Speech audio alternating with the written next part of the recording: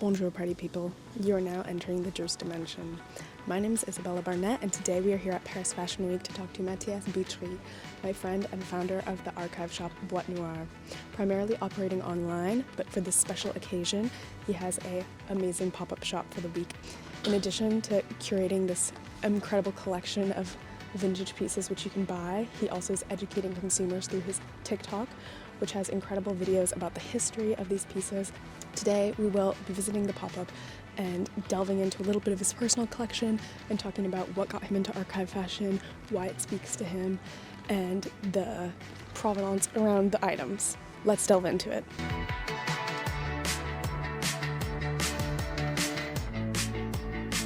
Welcome to Boîte Noire avec Matthias Boutry. Thank you for hosting me. Yeah, of course. Am I hosting you actually? You're hosting me, Yeah. but tell us a little bit first about Boîte Noire. How did you start it? Okay. We're here at this fabulous pop-up, only here for Paris Fashion Week, guys. So Boîte Noire is actually my, the name of my online shop. I mean, it used to be a bit Online shop is underselling it, I feel like. Online archive. But I've been sourcing and selling archive designer for like a year and a half professionally. But so yeah, it was online at the beginning, but I've been wanting to do more and more like real events. So I was doing pop-up, meeting people, be able to speak with them. So that's why we're here today for Paris Fashion Week. Yeah, really build a community around it. I'm very grateful actually to be there. And you know, with all the TikTok and stuff, Yeah. actually like most of the people that come here Yeah. know me or know Boîte Noire. So you're a little bit of a micro-celebrity right now. No, but you know, usually if you do a pop-up, it's more like to get the attraction for the fashion week, Yeah. for like the foreigners to come in. Yeah. But no foreigner came in. I mean, maybe two, but It's okay. It's a lot all of French people actually that follow me as well. I'm like, whoa, like people I feel like come that's for great, come though. for me, like yeah. who I am. You're And special. mind yourself, I only have like 8.5K followers, so it's like really low. What like made you want to start an archive? Like what was the piece that kind of got your mind rolling and like what inspired you to get into this? The thing is that when I got in fashion, I got interested by older pieces. I mean, I got in fashion really late, like Yeah. 2017. Okay. Like I was like maybe 18. Okay. And before that, I didn't know shit about fashion besides like maybe Supreme. Okay. And then I feel like Supreme is a lot of people's like gateway, a lot of guys' gateway like into Supreme fashion. stickers a lot. Yeah. But the real gateway was maybe Bape. You know Okay. these shark hoodies. Yeah. I saw them like in the video of like Japanese rapper. It's a very well-known Japanese rap. It's like It's Jima. Okay. And- I'll do some research. And they're I'll find all it. wearing Bape, and they're like you know, Yeah. doing the rapper stuff, and Yeah. and you're like, And that opened your mind yeah, to and it. you're 17, you're like, whoa, okay, this is crazy. They are doing crazy stuff. Yeah, it's a lot different from like Yeah. the looks you'd typically see Yeah. pre-2017 walking around in So it Paris. was really through music actually. Okay. And then I discovered ASAP Rocky, and Yeah. he was wearing all the Raf Simons Adidas. Yeah. And this was Raf Simons Adidas collab was really the entrance. Yeah. Like Bape was the streetwear stuff, but Raf Simons Adidas was really the. And the thing is that my favorite ones were the one that were released in 2014 maybe. Okay. But we are 2018. Yeah, So so, that- it was already a little Yeah. bit like archive, Yeah. like finding it online. And the funny thing is that at the time I didn't have no money. Yeah. So I bought like fake stuff Okay. through what is it, AliExpress, Yeah. like Taobao, like all this kind of stuff.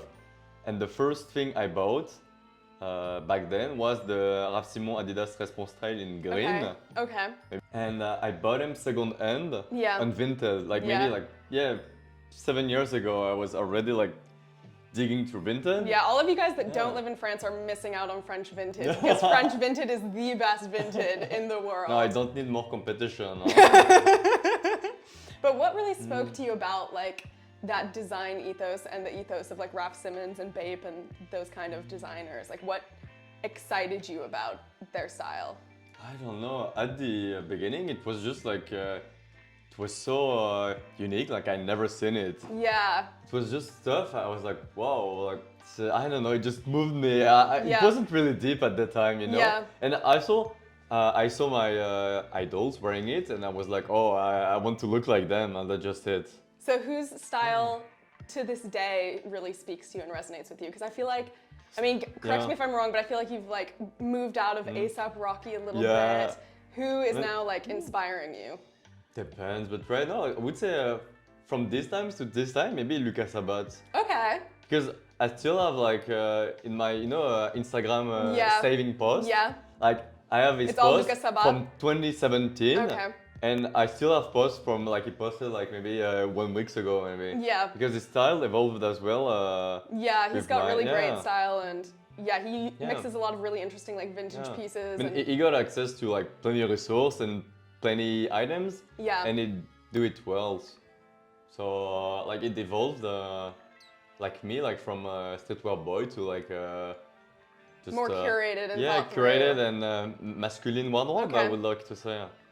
Nice. And that's why now I used to collect a lot of Raf Simons pieces. Yeah. Like all the streetwear stuff, because Raf Simons did a lot of tailored pieces at the beginning. Do you have any Raf Simons pieces here? Yeah, only one. I sold one yesterday. Let's show them. Yes, so this one is actually a more tailored pieces, even though it's from 2007. 2007, so it's very, very late though, for the archive world. What makes something archive? Like, is it a date range, like vintage is 20 years, or is it This just is, like any last season? This is really, really, comment dire... Controversial? Yeah, controversial. Okay. Because archive, really, is just past season. Okay. But archive is, archive is also a trend that was started like in the US especially, which include only menswear brands and only like a realm of brands like Helmut Lang, Raf Simons, but from a certain era, undercover, like some seasons, like Dries Van Noten, Martin Margiela, but only artisanal stuff. Yeah. So it's very... what do you think unifies all these brands and like ties them together? It's the fact that these were very important collection for the menswear... history of like fashion? Yeah, because the menswear history of fashion actually started very, very late. Yeah. Because all the fashion, the men's fashion, comes from work clothing. Yeah. It's like work from the train industry, automobile industry, like the butchers. Yeah, a lot of not the boiler butcher, suits, like military wear, that kind of stuff. So it wasn't really fashion, it was just work clothes. Yeah. And in the 80s when everything was revolutions. Yeah, revolutionized. They started like to do some stuff with like interesting with men's fashion. But the funny thing is that in archive there's also like fairly recent stuff like Khruangbin. Okay. It's actually considered archive, but only maybe like 2 collections. Yeah. Like Prada Christophe Chemin, like this shirt. Yeah, show us. Tell us a bit about this shirt. What is the story behind this shirt? You've got 2 of them. Yeah. Okay. This is showing you Matthias is a real collector, guys. He's got 2 of these. So okay, these tell us a bit about are them. Prada Fall Winter 16 in collaboration with French artist Christophe Chemin, who is a pluridisciplinary artist. And for this collection, he did several artworks that were, comment dire? Like special for the collection? Yeah, but it like was commissioned? The collection was actually based on a critique of the modern society through various topics such as ego culture, ecology, and everything. Okay. And there's also like starving, hunger to the world. There's a lot actually. Okay. Because there's a lot of artworks. Yeah, but I mean, there's a lot of things you can say about our current condition and state of the world right now. So this one is like inspired by the Ark of Noé, Noah's Ark. Yep, Noah's Ark, but in postmodern, industrialized industry world. Okay. That's why it features all the animal realms, I don't know, and all these factories, and the red color that like feels like the end of the world, or it's giving like smog apocalypse. Yeah, well, that's it. Yeah, I mean, it looks like it's entitled Survival Utopia. Yeah. So surviving in the best way we can. And then what about this one? And this one is it was my first one actually, my favorite, because it's actually the one that is like maybe the most impactful. Okay. Because all this you are like shared like every day on Instagram pages. Yeah. So after you're like, oh my god. But this one is cool because it has all these historical figures like Freud, Nina Simone, Jeanne d'Arc, Athena, César, Che Guevara, Pier Pasolini, and a lot. Okay. And the thing is that it's about ego culture because like everybody feels like right now is fighting to get in the spotlight. Yeah. And so he wanted to critique this a bit by putting the most important people that ever existed Yeah. to do kind of the same, you know? Yeah. Even though they wasn't Fight for their this. place in like the history books, kind of. Voila, that's it. Yeah. What is the first piece you've got here that you like collected on this rack? Tell us a bit about this one. Why did it speak to you? I know, okay, Matthias has gone through a style evolution a little bit. When I knew you back at, Matthias and I know each other from Esmod. Yeah. We worked together on a project, and back in those days, you were quite into Dries Van Noten. Yeah, a lot, actually. You really Dries Van Noten fanboy, which like I can respect. Dries Van Noten's really cool, got some cool prints, got really fun textile work and amazing like quality craftsmanship. But you've kind of switched away from that a little bit. Not that you don't still love Dries, but you're more into Margiela now. Yeah. Tell us about that. What made you make the change? What made you make the transition to a Margiela boy? I don't know. I just discovered the like the entire genius and greatness of Margiela because at the time I was really into menswear. Okay. And the thing is that I thought Margiela was, I mean, it's actually like a women's wear designer. Yeah. Because it's real known for its women's wear fashion. But, yeah, I don't know, I discovered the artisanal collection and it really speaks to me because it was upcycled and I felt like the artisanal wardrobe or Margiela wardrobe is more simple, very elegant. It's, I mean, sometimes I say it looks like H&M, but it's just good more quality. elevated, you know, and it's good quality and it just like good everyday wear. Also, I feel like with designer fashion, it's really about how it makes you feel and like how you feel wearing it. Yeah. How do you think your style and your evolution of style has impacted like the way you move through the world and like that kind of thing? Good question. You know, right now when I wear stuff, I really don't care. I mean, I just care about the thing that I know that what I wear is like for people that knows, they know, you know. Okay.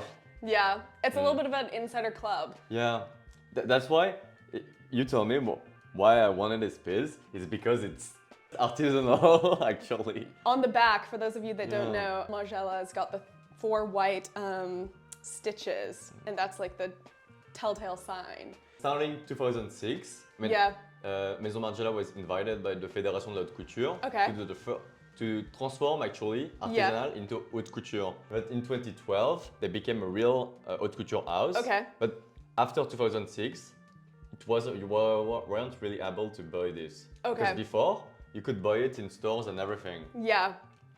But so after 2006, it was still the same headache and same pieces, but haute couture. Okay. So because each one of these is made in France. But okay, nice. all these are upcycled. So yeah, this was like the oldest one. Yeah. But it's a very funny story. Like I got it 3 years ago maybe. Oh, you've got its twin. It's maternal twin. The thing is that every artisanal pieces is upcycled with vintage t-shirt or materials. Okay, do you feel like that's a big point of archive fashion? Is it kind of is very, it draws a lot from like vintage clothes and like timeless pieces? Or do you think a lot of it is like more revolutionizing things? Or is the vintage inspiration a mainly Margiela thing? Like, do you feel like it's kind of self-referential a bit at times? Yeah, I think I mean, it started like the guy was doing it 30 years ago. Yeah. But he wasn't doing it for the same purpose as today. He did it because he didn't have money. Yeah, I mean that's how all like things start out. Great trends, I feel like. I mean, all these brands also have in common that at the time, it was really ahead of its time. Like for fashion people, this brand had a small cult. Yeah. But commercially, it didn't do well. Yeah, it's really a niche community and world. I feel like the archive. So now, world. like 15, 20 years after that, it's really like regarded. Yeah. I mean, at the time it was also very regarded. Yeah. But it wasn't enough to like like make money or make a lot of money out of it. How do you feel like the archive, I mean, you've spoken a lot about how the people from your TikTok are coming here and you're really excited and there seems to be like a little community around it. How have you found like the archive community around the fashion? Like, do you go to a lot of like events and like you see other people wearing the archive fashion and you like will go interact with them? Or is it kind of like a, if you know thing? Like how easy is it to make friends in the archive fashion world? It depends because I used to be a purist. Like Okay. I used to be a gatekeeper a lot. Okay. And a lot of my friends are still gatekeeping stuff. But I wanted to open that because I have a shop. And the thing is that archive fashion is really developed in like all the content creator, all the archive boys are from the US. Okay. And so everybody is for foreigners. Okay. But in France, the content creation towards fashion, especially for menswear, doesn't exist for designer. Yeah. It's only streetwear stuff. Okay. So I wanted to like make a niche. Consumer are actually not educated in France. Yeah. That's the thing. It's real. They don't know like why would I spend like 800 on this? Yeah. They don't know about like the history of the pieces. That's why maybe. I'm here to tell you because like you go to a vintage store and the thing is like €1,000 and you're like what the fuck? And you're like okay it's 2002 but why like What was the story behind this piece? And also for me as like I learn every day doing content. I ask myself a lot of questions like why this looks like that and if I asking myself this question I'm like oh this be like a lot of maybe some people would be interested in the same thing, you know. But back to this 3 years ago, 1 year ago, and it's the same fabric but reversed. Yeah. And the thing is that the probability to find these two from the same collection, same fabric. Did you buy a lottery ticket that day? Two different people. Yeah. It's just mind blowing. Yeah. The world of vintage like connectivity is so interesting when you become like a collector. I feel like is like you're really finding like all of these crazy one-off things and like pulling them from wherever. What was the piece that you had the hardest time procuring? Oh, I'd say this one. Okay, tell us about this one. It's the Capital Boro jacket. It's not really old, but it's a Japanese traditional technique that is that goes through times and inspired by sashiko stitching. But this is sashiko stitching, and Boro is actually the end of multiple sashiko stitching, you know? Yeah. If you get me, I don't know. It's about like mending it over time, and this is the look of like it's this thing has been worn for eternity, and you fixed it, and like you love it, and because at the time Japanese paysans, country like people, country people. I mean, at the time, no one had money, like no one at the medieval times. So they had the jackets, and they just sew it back, and it gave something like that in the end. I also feel like Japanese cultures, like they've got a high regard for like wabi-sabi and like the beauty and the imperfection. Like maybe in the West, this wouldn't have been seen as something like traditionally like beautiful and like with value to it. I mean, at the time, it wasn't seen beautiful. It's just that it was like a functional thing. Yeah. But this brand actually like took it and like did it in a fashionable way. Yeah. But it's really hard to find in actually in Europe. So where did you find this? If you don't mind sharing your secrets. No, this one I got it from a Japanese guy in Tokyo actually. Okay. Because I've been looking it for like 2-3 years. Yeah. Because they're really hard to find. How did you find the Japanese guy in Tokyo? Like what like? From Facebook actually. Did he like list the jacket for sale, or did you No. You saw him have the jacket on Facebook? No. It's people maybe don't notice.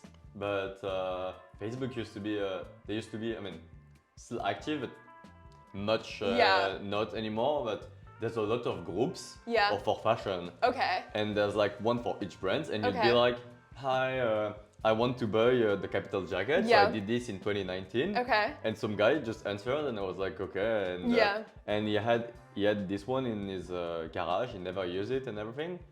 And so I got it, and I was like, oh my god! And ever since.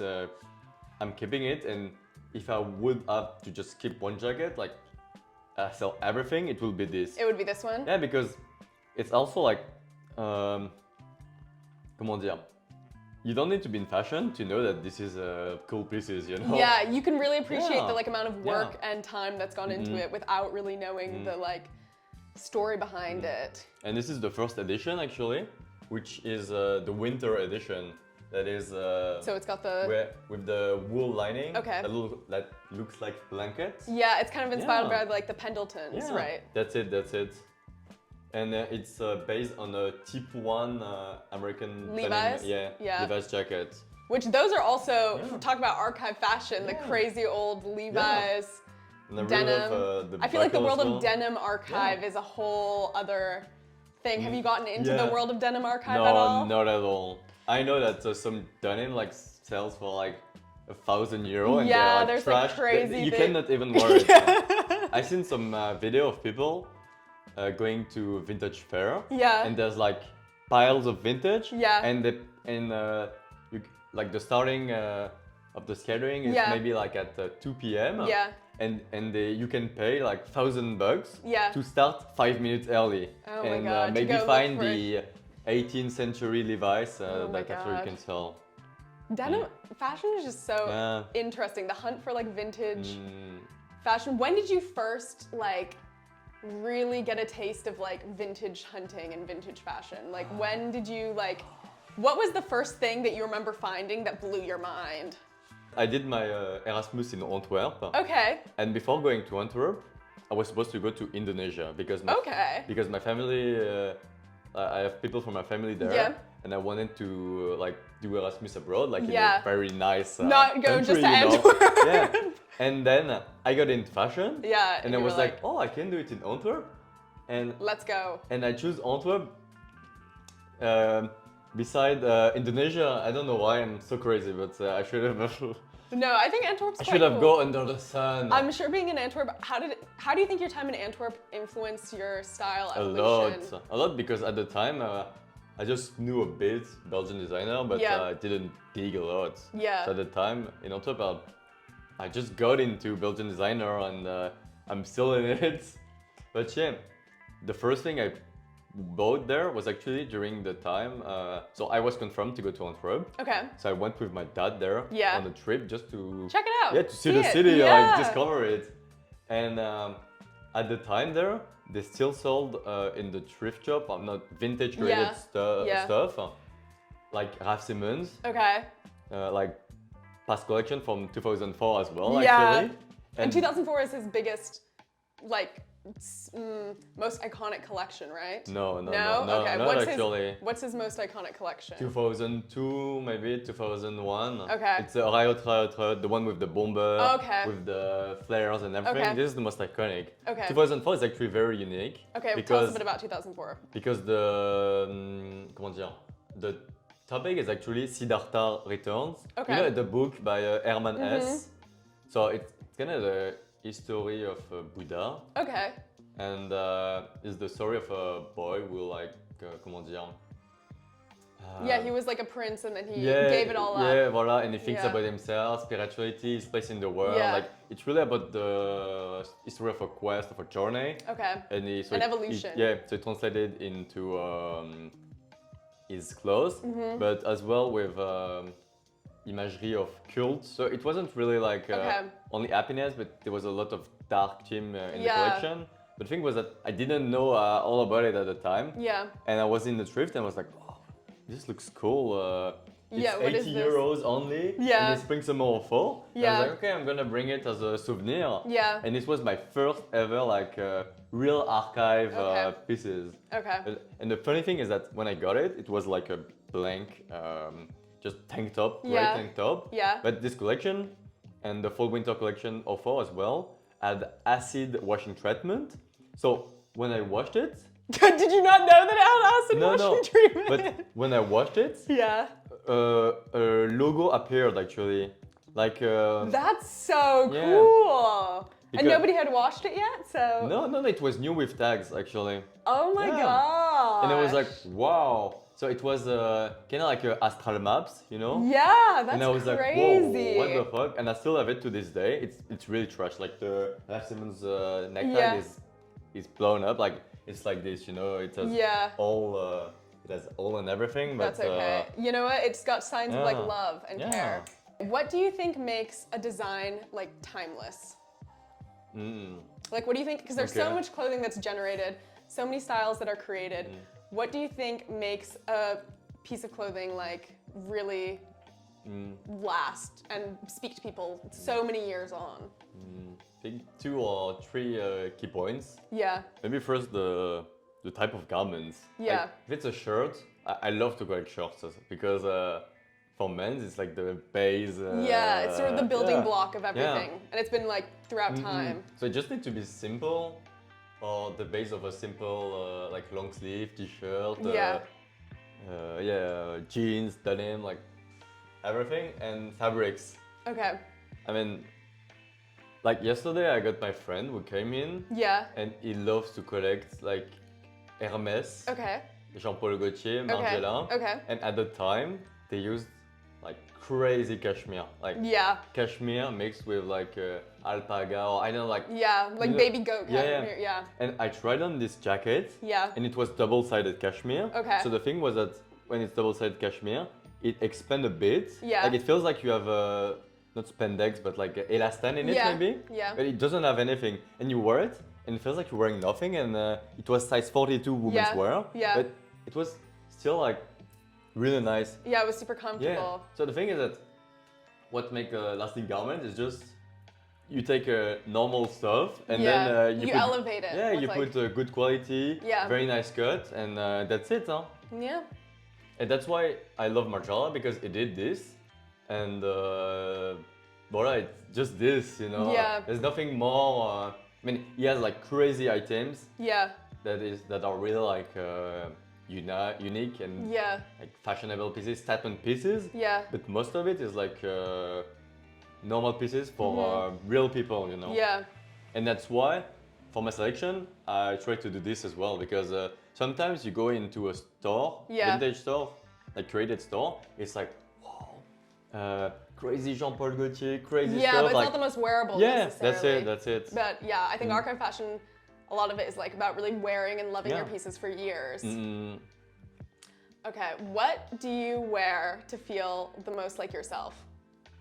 to be honest, it's only because I had some phases Yeah. and I was only wearing black, like Yeah. really archive, ta. Yeah. But I love too many things to just dive into one. Yeah. So I just change style every day. Like sometimes I want to be all black, sometimes I want to be wearing colors. I don't really care. I mean, this week I'm dressing a bit just because I mean, it's Fashion Week. You've It's got Fashion to. Week You and, can't show up in a bad yeah. fit to Fashion Week. I have people coming, so I'm like, okay, I need to You're a dress. celebrity. You have people expecting great looks. You've got to turn a. You've got to turn a thing. But the thing is that I'm not a style influencer. I don't care about. But I think that's how I what makes look, it interesting. Like I think that Yeah. if you're really into fashion for the history of it and not necessarily like how it can make you look, but it's like about who came before Yeah. you and what has like come through the world that's interesting. Yeah, And like because I don't. I mean, sometimes I think about my outfit and I'm like, oh, wow, I'm putting on crazy stuff because you know you put you layer stuff, you really elevate it. Yeah. But most of the time I'm just like, oh, I know I'm dressed well because I'm wearing Margiela, you know. Yeah. It's, yeah, I mean, it's because I love him. But, Yeah. and just like I wearing mean, the stuff that if you put this and this together, it's make an okay fit, and that's it. And Yeah. voilà, quoi. what would you wear if you really wanted to feel like amazing? Like wow, like you've got like a special night out plan, a special date with your girlfriend, like an anniversary. What are you gonna wear? Oh. These two? Yeah. This in the summertime, I wear it all the time, and you know, it's. I mean, it speaks for itself. You outside, you have. Yeah. You have a short Yeah. or like lounge pants, like Yeah. very thin pants, sunglasses, Birkenstock, like you know, and you just have this and voila, and that's it. Like nothing Perfect. more is needed. It speaks for itself. Yeah. Do you have anything that like Have you worn anything that people have come up to you and like asked you about in the street? Or like what's the thing that the most people, those ones? Yeah. One time I was at the Bourse, Okay. which is enfin Bourse de Commerce, Yeah. which is Fondation Pinault. Yeah. Like an art. It's a recently, like in the past few years, it opened up. It's a cool art gallery kind of by Châtelet. And I was wearing this, so it was at the time I just got it. His new find. Yeah, and because it's an art gallery, people, I don't know, they are interested by stuff and everything. Yeah. And we are doing the queue, and I heard like people were like, oh, okay, so is this bird? They were living. Yeah, they were trying to figure it They were out. trying to figure out, and so like it's fashion also. The thing is that as people, if you want to work in fashion, you need to have some pieces like this one. Yeah, it's good like, to have like a conversation voila, starter and know it, that you that's like it. know your thing. Okay, should we have a little chat about some of the things in your life and like your life overall outside of fashion now? Yeah, I mean, is there a life outside of fashion? That's the real question. Yeah. Matthias, Yeah. you have a life when you're not at Boîte Noire. What is the thing most recently that you've seen that really excited you? Like fashion or otherwise? Like what have you seen out in the world that you were like, that's cool? Or it really spoke to you? In April, we are going to China. Okay. And in August, we're going to Japan. Okay. And beside fashion, I love all the, I think there's an ecosystem where watches, cars, wine, travel, fashion. It's all interconnected. It's all connected because when you get educated, I mean, it's all about tastes, you know? If you have like refined taste in fashion, you must have like refined taste in watches and comment dire? Yeah. And wine, like natural wine, You're orange very into wine, natural wine now. And travel as well. What now is the music that defines your life? Oh, there's no, but I've been listening a lot to rap and hip hop because the people from rap and hip hop always inspired me. Okay. But I love to listen to French music as well. Like who are some French artists you want to put people on to? Odezen, but it's also real known as well. But, outside of France. Odezen, there's one music that spoke to me a lot. It's Bleu de Travail. Okay. You know Bleu de Travail? Yeah, the workwear jacket. Yeah, the workwear jacket. Yeah. And this song is all about comment dire, the story of someone that works at Rungis, which is comment dire, a French wholesale alimentary market that wakes up at an actual worker wearing the workwear jacket. That wakes up at like 3 in the morning and then works all day to feed like maybe all France or maybe all Paris, you know? Yeah. And it's the story of the guy that just worked there and is just fed up of his work because it's very difficult, it's cold, and the boss is a bad guy, like he's racist and just the story about this guy. And I don't know why it's very paradoxal because every day when I used to work and go to work for luxury houses and I was walking at Champs-Élysées, I was listening to this and actually relating to it. I'm like, I don't want to work, but my work was just like sitting in the office working for a luxury brand. Yeah, but like I feel like that's the thing is like so many life experiences are universal, and that's why like fashion it like especially workwear pieces, you might not necessarily have the job that the item was intended for, but it still speaks to you and like you can still relate to it. Who like moves through the world in a similar way that you feel like you try to move through the world? Justin Reid. Okay. It's actually like a showroom based in LA. Okay. And they do consignments. Okay. And the thing is that they have a really well created but also very diverse selection. Okay. So they go from archive to very like recent stuff. Okay. And it's something I resonate with because as I told you before, a lot of people in archive are just like very like narrow-minded. Yeah. And they don't comment dire, see the diversity. Yeah, they've got like one niche that they really think that only archive fashion is the best and no one's to like in these days can do like great anything stuff. better, anything better. But I think it's wrong. Like a lot of stuff is coming up. Like who are some of your favorites creating stuff right now? Like who do you think is making really cool stuff? Peko. Okay. It's really nice. Like he does like uniform, but in it's like workwear uniform, but in a very like sophisticated way. Okay.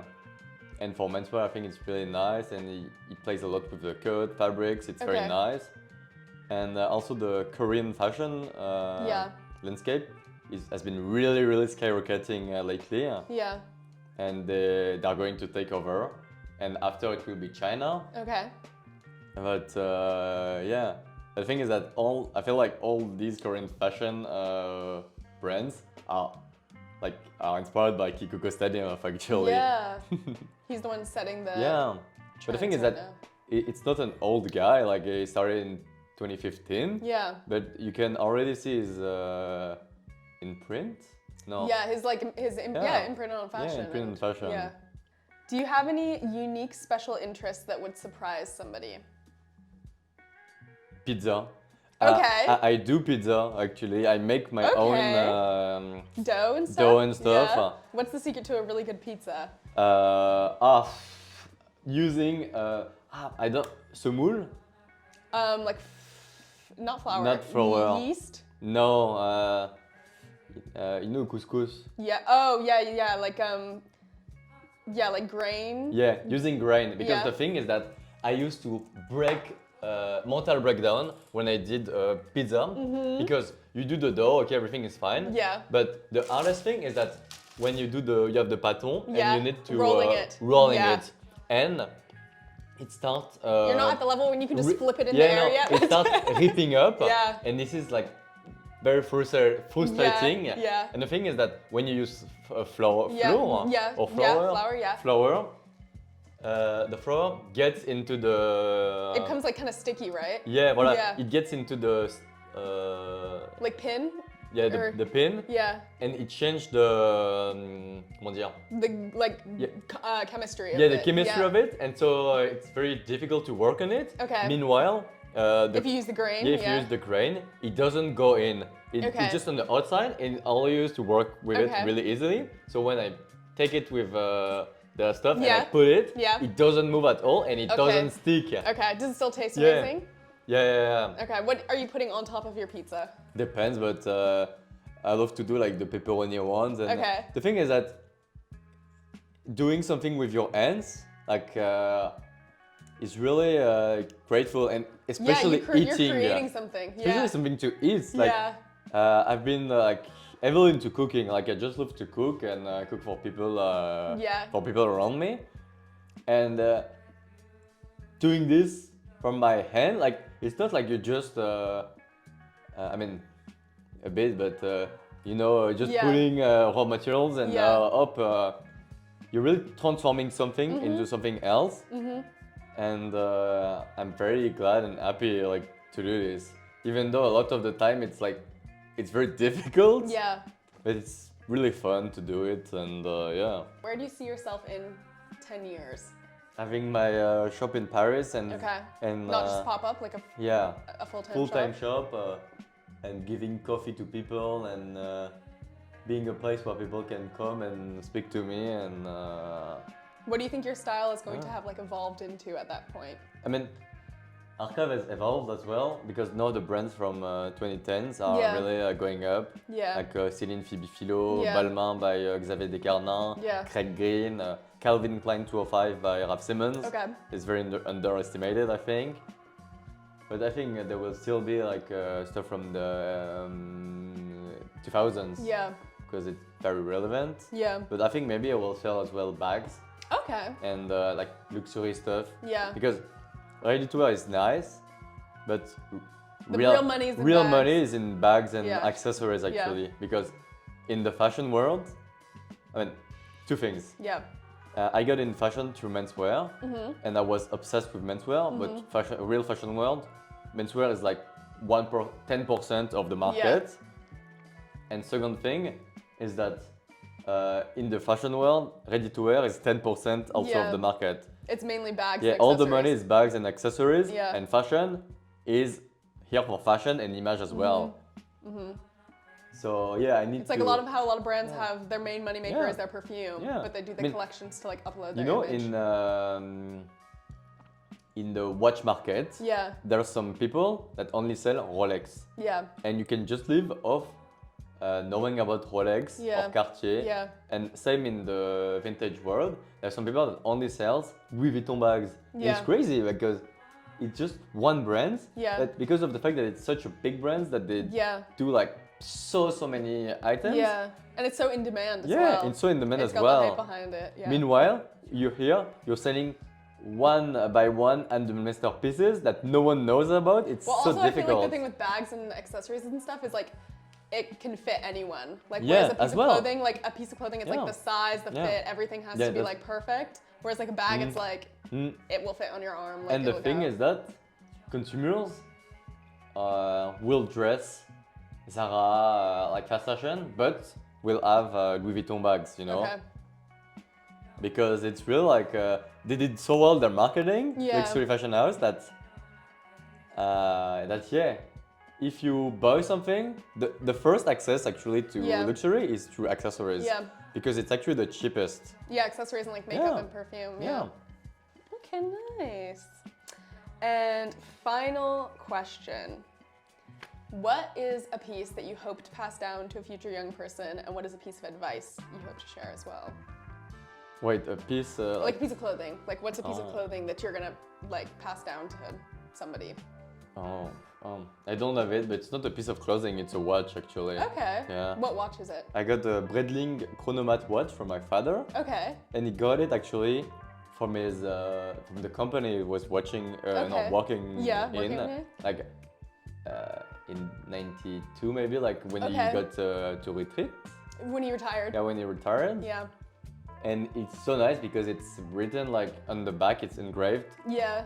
like Recollections and Coleman Okay. for Mr. Boutry, Yeah. 1912. Like it's just so nice. Yeah. It's a good memories I have with him. Yeah. Mm. Do you ever wear it, or do you like keep it Yeah, at home? Like, yeah. I safe? just forgot it tomorrow, No today. worries. Mm. And then what's a piece of advice you'd want to share? Do it. If you want to do something, just do it, because overthinking it is not kills, but there's nothing perfect, you know. There will always be flaws, and when you want to start something, you're like, okay, I want it to be like this, and if it's not like this, I wouldn't do it. But no, the thing is that you have to do it at some point. Yeah. I was like, should I do the pop-up really? I don't have enough pieces, you start asking questions. Yeah. Like the day before, I was like, is my selection good? Yeah, you start overthinking Yeah, everything. you start overthinking it. But if you don't do it, you know you're not here, you're not doing anything. Yeah, you've got to it better just be go out and flawed, make it happen, yeah. and then you learn, and the next time you do it better, and Yeah. yeah. Well, thank you so much, Matthias. Thank you. And yeah, come check out the pop-up if Yeah. it's still up. And if not, follow Boîte Noire on Instagram. And what's your TikTok handle? Because it's not Boîte Noire. No, it's Yeznad. Yesnad. Yeah. Yeznad. Yes, he's got tons of great videos about like the history behind the clothes. And also he goes on fun adventures as well from time to time to procure pieces. So yeah, give him a look, and I can't wait to come back and see your proper full-time store one day. Yeah, thank you. Yeah, thanks so much.